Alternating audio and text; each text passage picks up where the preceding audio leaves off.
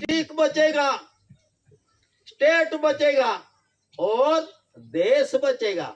इसी तरह दादा ने बहुमती की कोई आवश्यकता नहीं रखी, इसीलिए बहुमती की आवश्यकता नहीं है, इसीलिए यही व्यवहार में ना सभा ना सरगस कोई प्रकार का धतिंग नहीं। ये शांतमय रूलिंग को शांतमय बैठकर विश्व शांति यानी देही भी एक विश्व है और इन विश्व में आपको खाना मिला तो अच्छी तरह से लगाने। तो हमारे साथ बैठने वाला वो दामू दादा वो आज इतना भूखा होगा, तो दादा ने बोला कि तुम वहां मैदान पे चले जाओ, लेकिन वो तो चले गया रसोड़ा में और रसोड़ा में फिर किचन में गया और पाँव लगा और फिर बैठने की बात पूछते थे। लेकिन मैंने बोला दादा ने अपन को कहा बोला है तो पहले वहीं चले जा। इसी तरह ये विश्व में अन्न का आधार नहीं लिया तो ये विश्व में विश्व शांति नहीं हो सकेगी। इसी तरह और जीवन पूर्ण करने के लिए माता को भी पिता की आवश्यकता और पिता को भी माता की आवश्यकता। कैसी व्यवस्था रखी, वो चाहे अनजान होगा, रूप रंग से अलग अलग होगा, तो भी ऐसी अलौकिक शक्ति यूनिवर्सल ऑफ वर्ल्ड जी मात्र विश्व संसार की जो नीति है, ये नीति का अनर्थ ऐसी भारत सरकार ऐसी कुंवर केसरी दादा ने यूनिवर्सल ऑफ वर्ल्ड यानी विश्व संसार की जो राह है वो राह दिखाई। इन राह में animals peninsula lying to the south of Asia का अभ्यास दिया। एनिमल्स यानी महान, एनिमल्स यानी महान ने दक्षिणेश यानी जो दिशा इन विश्व की जो पूर्व पश्चिम उत्तर और दक्षिण, तो उसी तरह उनका आगमन प्राण और प्रकृति का अभ्यास उसे उसमें दादा ने निर्माण किया और इसमें दिखाया कि मध्य प्राण बिंदु से सब सारा संसार है। तो लोग और मंत्र वाले जपी तपी साधु सन्यासी ग्रंथ वाले ये कहाँ ढूंढते थे, नाभि कमल के ऊपर से उनकी ही व्यवस्था दिखाई आज दिन तक। लेकिन ये व्यवस्था तो दिखाई, उसमें तत्व ज्ञान की ओर जगत चला, तत्व ज्ञान की ओर जगत चला, तो उसमें ना शांति का धाम मिला ना वर्षाई का धाम मिला। इसीलिए विश्व में आना जाना एक दूसरे के साथ रहना बढ़ना इसी तरह रह गया। लेकिन एक समाज ऐसा रह गया, आजीवन सजाति विजाति या वर्ण संकर नहीं बना और उनके लिए कोई प्रमाण भी नहीं मिला कि मैं अखिल आदिवासी कायमी सजाति विजाति या वर्ण संकर नहीं, क्योंकि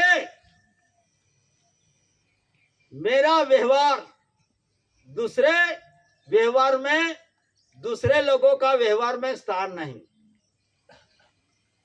आजीवन सजाति विजाति के वर्ण संकर नहीं, क्योंकि मेरा जो व्यवहार है मेरा जो जीवन है वो किसी का सहारे पे नहीं, किसी में मिला नहीं।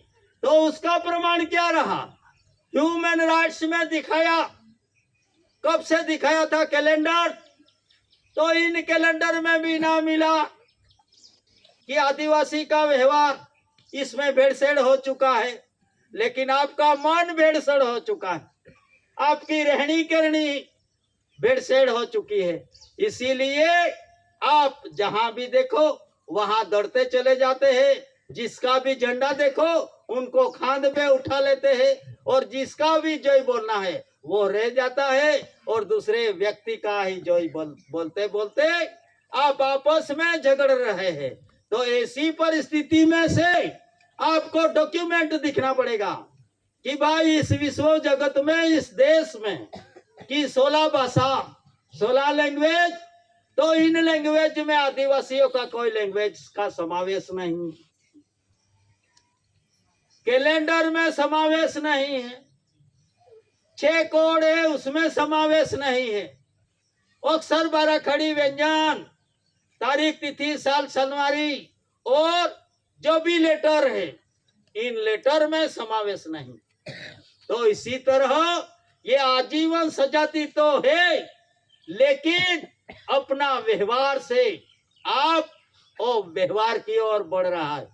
इन अव्यवहार की ओर बढ़ने से आपकी एंसेस्ट्रल प्रॉपर्टी लूटा जा रही और एंसेस्ट्रल प्रॉपर्टी लूट रहे हैं। इसीलिए आज ये बेघर जहां भी भेज दो तो वहां चले जाने की परिस्थिति में रखा गया। इसीलिए जो भी कानून का बंधारण, इन कानून का बंधारण को तोड़ने से व्यवहार की ओर बढ़ना पड़ेगा, क्योंकि law constitution is called immigrant constitution. कानून का जो कॉन्स्टिट्यूशन है वो तो स्थलांतर वासियों के लिए है।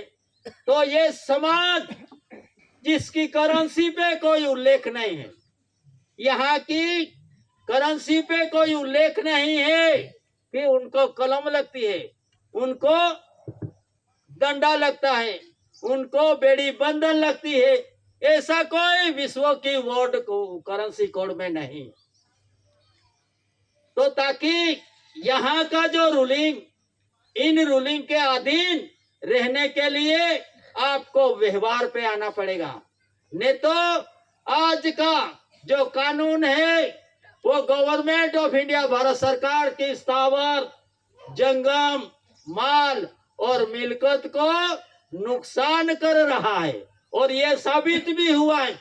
उनका प्रमाण है, कहीं डैम बनाया, कोई रिस अभियान लाया, कहीं सुधारा के नाम से, कहीं फैक्ट्री के नाम से अभी चल रहा है। ये नदी को वहां जोड़ने का, वहां नदी को वहां जोड़ने का, बीच में आए वो सब कहाँ जाएगा। ऐसी परिस्थिति का निर्माण अपना हाथों से कर लिया है। इन परिस्थिति में से निकलने के लिए कोई दूसरा व्यक्ति आपको मदद नहीं करेगा, सिर्फ अपना व्यवहार। और ये व्यवहार कैसा व्यवहार कि आपको अकेला चलना पड़े तो अकेला चलना पड़ेगा, लेकिन किसके लिए कि जो भी परिस्थिति विकट बन रही है, कुदरती और कृत्रिम आफत आ रहा है, तो वो किसके अधीन, ज्यादातर कानून के हिसाब से लाते हैं, लेकिन कानून इन समाज के लिए नहीं है, कानून स्थलांतर वासियों के लिए है। इसीलिए 1960 में लाया गया, नहीं तो 1960 पहले भी यह समाज थी और आज भी है, लेकिन 1960 में क्यों लाना पड़ा? तो इसमें ये कानून लाया। तो कानून किसके लिए लाया? तो यहाँ की जो मिट्टी, मूल मिट्टी समाज, इन समाज को कोई नुकसान ना कर सके, इसीलिए कानून लाया। लेकिन आहिस्ता आहिस्ता आहिस्ता से अपन आदिवासी का अस्तित्व पे नहीं रहा। अपन भी कोई चले गया धर्म में, कोई चले गया इलेक्शन में, कोई चले गया सिलेक्शन में, चले गए सब। इसीलिए आपको सुधारा लाना पड़ेगा।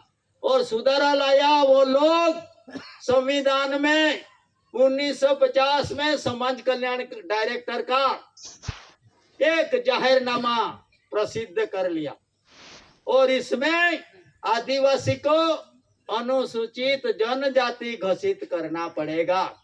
तो क्यों करना पड़ेगा? उनका विकास के लिए। लेकिन अनुसूचित जनजाति में आज दिन तक कितना विकास हुआ? एक धर्म मिला आपको, ये विदेशी है, उनकी रीति नीति जो परदेशी में से लाकर जीवन जीने के लिए शैली कि ये अपने लिए नहीं थी, लेकिन जो परदेशी से आया और जीवन जीने का जो आधार समझ लिया, यो आहिस्ता आहिस्ता से एक धर्म चले गया, धर्म में परिवर्तित हो गया। इसीलिए अपन भी कोई धर्म में चले गया और धर्म में चले जाने से अनुसूचित जनजाति हुआ। लेकिन ऐसी नहीं रहा। दादा ने तो पहले आपका सरनेम यानी अटक उसको भी निकल दिया। क्यों निकल दिया भाई? कि ऐसी बनो, लेकिन भ्रम का ऐसी मत बनो। विवेक करो, मैं भी ऐसी वाला हूं, ऐसे बड़ाई मारते रहना, वो ही नहीं बनने का है। इसीलिए सहन शक्ति भी रखना पड़ेगा। कितने भी धुतारा, कितने भी लोग बोलेगा, लेकिन सत्य है तो सत्य पे रहने की हिम्मत व्यवहार में मिलती है। इन व्यवहार के अधीन आपको रहना पड़ेगा। कोर्ट, मिनिस्ट्री, प्लीडर, कुटुंब, पेडी, संस्था, 852 खाता वगैरह वगैरह, करेंसी, प्रोमिसिस, वचन आधार से बोलते हो या नहीं, इतना पूछने का है। झगड़ने की कोई आवश्यकता नहीं। क्यों? कि उनका जो प्रॉमिस है, उनका जो वचन है, वास्ते उनको यही उनका ख्याल करवाने का है। इसीलिए दादा ने यही थियरी दी और इन थियरी में अखिल आदिवासियों को प्रोमिसरी डॉक्यूमेंट, डॉक्यूमेंट्री पैक्स में कॉइंस, रोकड़ो रूप रुपया का, तो उसका अभ्यास दिया। स्टैम्प का अभ्यास दिखाया, क्राउन का अभ्यास दिखाया। क्राउन महान चीज है। क्राउन का ऑनर कोई नहीं बना आज दिन तक, सिर्फ दादा। उसने क्राउन ऑनर रूलिंग का अभ्यास कैसे दिखाया? क्राउन के अलावा आपका जो मुकाम ये धरती पे आती है, ये मुकाम आपका मुकाम, वो मुकाम पे आ नहीं सकता ऐसा क्राउन। तो ये क्राउन रूलिंग का ऑनर, उसमें दादा ने रेवेन्यू टिकट का अभ्यास दिया और रेवेन्यू टिकट का अभ्यास में एक लाल कलर और एक सफेद कलर, ये एक नेचुरली आत्मिक बंधारण में व्यवहार में आता है, उनका खुलासा किया। और इन खुलासा के अधीन दादा ने जो भी अपना मुकाम है, पहलवान कोई भी रहेगा, लेकिन उनको माता का क्राउन से, गर्भ भूमिका से ही आना पड़ेगा। इसीलिए जो आपका मुकाम है आज मनुष्य की, तो ये मुकाम पे आने के लिए माता की गर्भ भूमिका और इनमें क्राउन की व्यवस्था, तो इन क्राउन की व्यवस्था में से आपको ये भूमिका पे आना पड़ता है। इसी तरह क्राउन का अभ्यास दिया दादा ने। तो फिर ये विश्व जगत की जो व्यवस्था है, इन व्यवस्था में आपको जो नॉन जुडिशियल व्यवहार मिला, तो आज चैतन्य तू चेती लेने मटी जैसे बफेर, ऐसे आज दिन तक ना साधु सन्यासी जोपी तोपी धर्म वाला ने किसी ने नहीं बताया, लेकिन एक ही पुरुष आया, उसने ऑनर रूलिंग दिखाया, शांतमय रूलिंग दिखाया और स्टैंडर्डमय जीवन कैसे आप जी नहीं सको। आपको एक भ्रमित है, आदिवासी natural revenue of the community को ऐसे एक भ्रम है कि भाई यहाँ कुर्सी भी लगेगी तो भी ये आकर कहाँ बैठेंगे?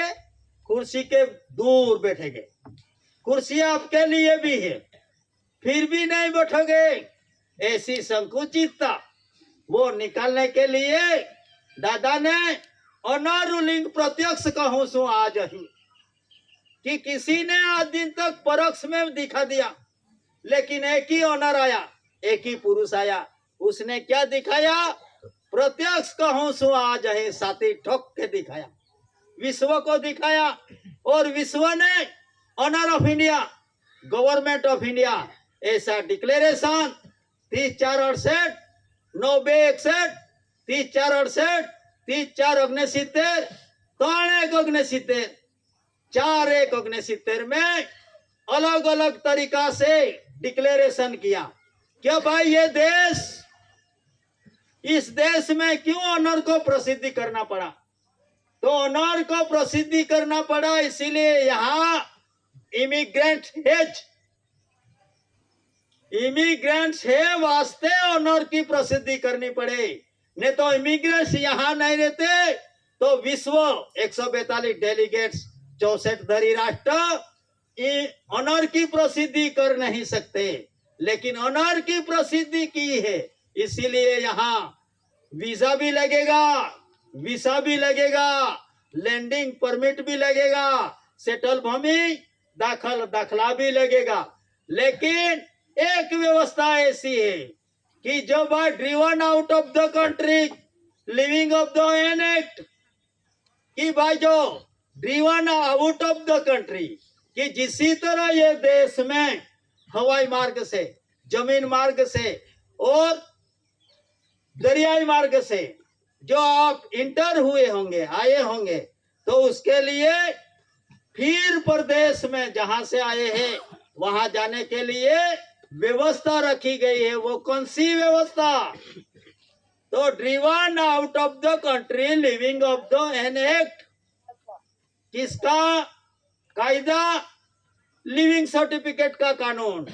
तो लिविंग सर्टिफिकेट का कानून में क्या क्या आया? वीजा आया, वीसा आया, लैंडिंग परमिट आया, सेटल भूमि दाखला आया। दादा ने पहले से ही लिखा था, आदिवासी के नाते हमारे पास ना वीजा मिलेगा, ना वीसा मिलेगा, ना लैंडिंग परमिट मिलेगा, ना पासपोर्ट, इलेक्शन कोई भी डॉक्यूमेंट हमारे पास आदिवासी के नाते हमारे पास नहीं है, इसीलिए हम विदेशी नहीं है, इसीलिए कोई दोषी नहीं है। आज की गिनती में, आज की शुद्धिकरण में यही अभ्यास सभी आदिवासी समाज को समझाना पड़ेगा और समझना भी पड़ेगा, नहीं तो फिर आप भी बेरर कोटड़ी में चले ना जाओ और आपकी वारसा जिसी तरह अखंड है उसी तरह रहे। इसीलिए दादा ने हैविंग नो बिगनिंग, ये का वर्ड क्या है? Having no beginning. भाई ये समाज natural revenue of the community समाज, ये समाज की शुरुआत भी नहीं है और अंत भी नहीं है। क्यों अंत नहीं, क्यों शुरुआत नहीं है? जब से सृष्टि का सर्जन हुआ तब से ये समाज natural revenue of the community के तहत उनका जीवन और गवर्नमेंट ऑफ इंडिया भारत सरकार का कुटुंब परिवार के तहत उनका जीवन वृतांत करके पसार करते रहे। और वो टाइम पे राजा रंक फकीर, 700 राजा रजवाड़ा, ब्रिटिश शहंशाह सब राज करते गए, फिर भी ये natural revenue of the community का कोई असर नहीं हुआ। लेकिन असर कहाँ हुई? जब से तब से आपका बियारा तो वही था, लेकिन अब भी हाइब्रिड बन गए हैं, बना गया है और बन भी गए हैं। कैसे? स्वार्थ में। इसीलिए दादा ने आत्मा स्वनिर्भरता कि भाई स्वरक्षण स्व बचाव के लिए आत्मा स्वनिर्भरता की ओर बढ़ो। तो इसीलिए कितने भी देंगे, सोना चांदी रुपया कितना भी देंगे, लेकिन उनकी आवश्यकता नहीं। आपको आत्म स्वनिर्भरता की तरह जीवन जीना पड़ेगा। इसीलिए हमारा बुजुर्ग बोलते थे कि भाई मगली टकली से किसकी एक टंक का भजन नहीं मिलता, वेल नहीं चलती। आमा जातिम का याखे का भाई मगली टकली की को वेल नहीं चाले आखे का जे वेल हाय एटले माडो खावू लो कपड़े लेवू लो कई भी पोयरान ने खावू लो का पोयरा पोतड़े पेंसिल जे भी काय चापलेन जे भी वेरीते ताते कहना की नहीं वेरी मगली टकली की को वेल नहीं चले आखे। घर का व्यवहार नहीं चल सकेगा। तेरे पास से मेरे पास से ले ले लेके मांग मांग के खाऊंगा तो मेरा ये व्यवहार नहीं चल सकता। और अल्लाह गेला की देश ना चाली सकता हूं, को भी ना चाली सकता हूं। अब जाओगे कहाँ?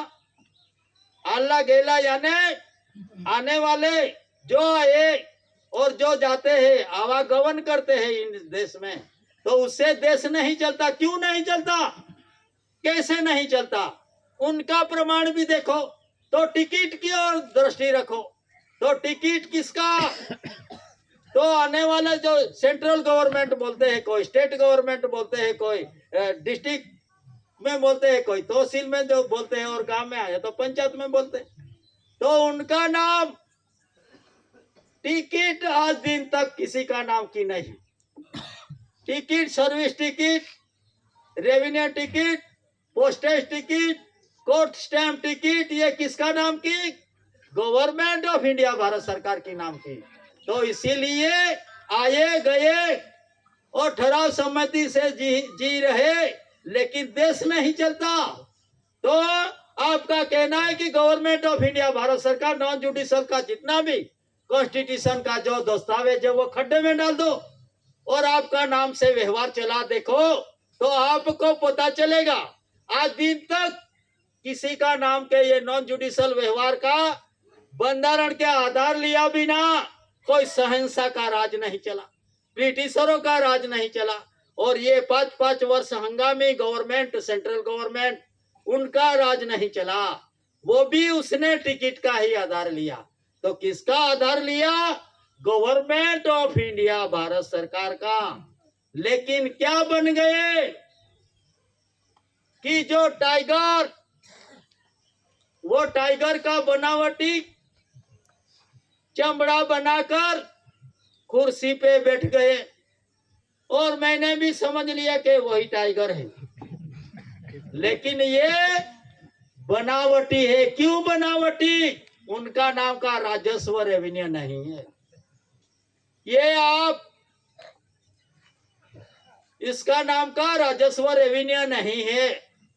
तो उनका अभ्यास कहाँ रखा?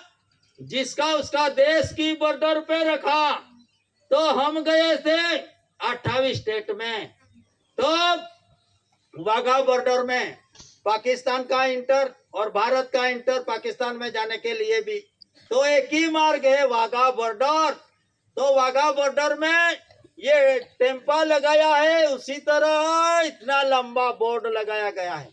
तो इस बोर्ड पे क्या लिखा है? ना जिया लिखा, ना वंदे मातरम लिखा, ना किसी मिनिस्टर सीएम का नाम लिखा, लेकिन इसमें क्या लिखा? भारत राजस्व रेवेन्यू इंडिया ही लिखा है। तो भारत राजस्व रेवेन्यू इंडिया। तो सब बोलते हैं मेरे नाम से जमीन हो गई। 852 डिपार्टमेंट बोलते हैं कि ये मेरी जमीन है, जंगल खाता वाले भी बोलते हैं ये मेरी जमीन है, लेकिन भारत राजस्व रेवेन्यू तुम्हारा नाम के हुआ कि नहीं हुआ, ये मेन पॉइंट है। इसीलिए आपको आपका जीवन स्टैंडर्डमय बनाने के लिए जिसने व्यवहार दिखाया, ये व्यवहार कुदरती व्यवहार दिखाया। और कुदरती व्यवहार में आपको बंधारण दिखाया दादा ने और संविधान भी दिखाया। तो उसी तरह आपको एक ऐसा व्यवहार दिखाया। तो भोग यानी भोग यानी जिस छिद्र से अपन आए हैं, उसी छिद्र के अधीन जिसका जन्म हुआ, वो क्या बोलते हैं कि भगवान ने दिया। सही में तो करंट किसका मिला? बाप पद का करंट मिला। और इन करंट के अधीन कंसरी का अभ्यास कंसरी का आधार लिया, और इन कंसरी के अधीन से माता पिता को शक्ति प्रदान हुई, और इन शक्ति से कर्मयोग किया, और कर्मयोग के अधीन बच्चा या बच्ची का जन्म दिया। तो ये है भगवान। तो उसी तरह सब बोलते हैं कि भगवान ने बनाया, भगवान ने बनाया। वादो नहीं, मनुष्य को भगवान ने, क्योंकि वो भक्त यानी छिद्रों में से आए हैं।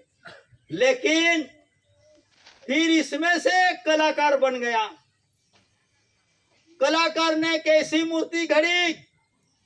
घड़िक में एक महादेव की मूर्ति, घड़िक राम रावण की मूर्ति, घड़िक में ब्रह्मा विष्णु की मूर्ति, घड़िक में परशुराम की मूर्ति, और जो महाशक्ति अपनी समक्ष बैठी है उनको नहीं पहचाने, और जो मूर्ति में रखी है वो महाशक्ति को पहचान कर अपन आज भ्रमित हो चुका है। लेकिन विशेष इतनी है, जो कलाकार है वो कलाकार सोचता है कि भाई कुदरत की बनाई हुई जो भी मूर्ति है वो आपस में लड़ रही है। लड़ती है ना, मनुष्य मनुष्य लड़ते हैं। कुदरत की बनाई हुई मूर्ति मनुष्य तो आपस में लड़ रहे हैं एक दूसरे के साथ। लेकिन मैं एक कलाकार है, मैंने जो आपकी मूर्ति बनाई तो वो मूर्ति लड़ती नहीं है। तो मूर्ति नहीं लड़ रही तो आप ये जीवित मनुष्य आपस में क्यों लड़ रहा है? तो ये विश्व की अहिंसा और हिंसा